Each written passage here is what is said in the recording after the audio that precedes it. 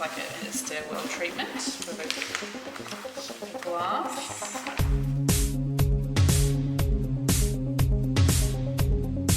That's a really great question, and it's one that I've asked myself often. You know, why am I not a scientist? Why am I an artist instead?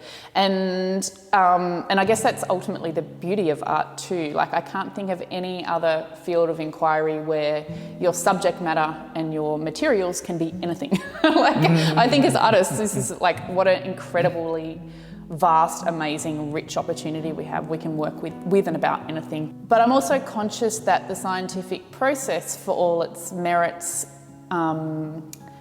isn't perfect, has flaws. It is not capturing a complete perspective of reality, because largely it ignores the human experience, sort of other forms of knowledge, other ways of engaging and being in the world that I think are equally valid. So I'm trying to kind of tread those lines. And what I also love about being an artist, I don't have to be an expert in quantum physics to appreciate the beauty that exists in these fields of inquiry, and I can take the beautiful ideas, string them together and turn them into something else.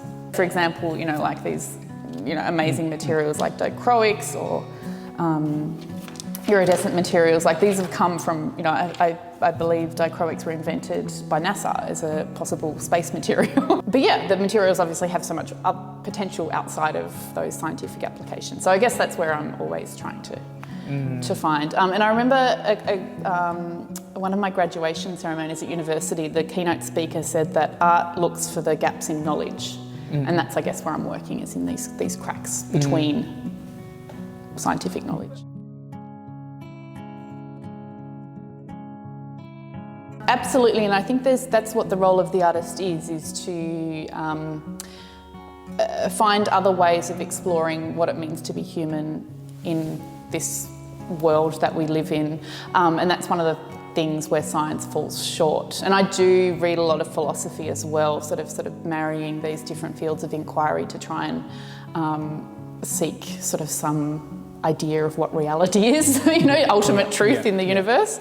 And I think that's where art really plays a role. And you know, we are a creative species. You know, this is what sets us apart from other animals, is our intelligence, our creativity, and I think that fundamental. I think it's a fundamentally important part of being human. So that's what I'm trying to explore. Yeah, and I think that sort of sense of there being something else. Like, I think science is trying to solve this problem of like, I guess that was another one of my realizations that I had from spending time working with scientists, was that they were ultimately just trying to provide meaning for humans. I didn't quite understand. I thought they were sort of busy, like, you know, with their minds cast far out into the universe, but actually they're very grounded here on Earth, and it's all about us and our perspective. And we're just all trying to find meaning in life, which I think art is something can do in a unique way that no other discipline can.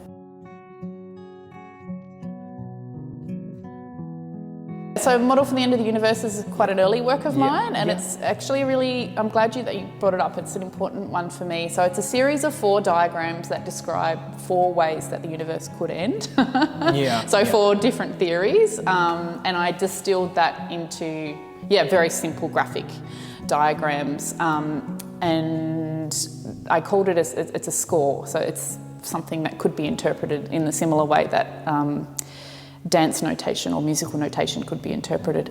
And I guess, I mean, I was really casting my mind out as far as possible to the edges of absolutely everything. And then what happens at that point? Do you bounce back? Like one of the theories, there's the idea that we might, you know, expand to the maximum, contract, and then the big bounce will happen all over again.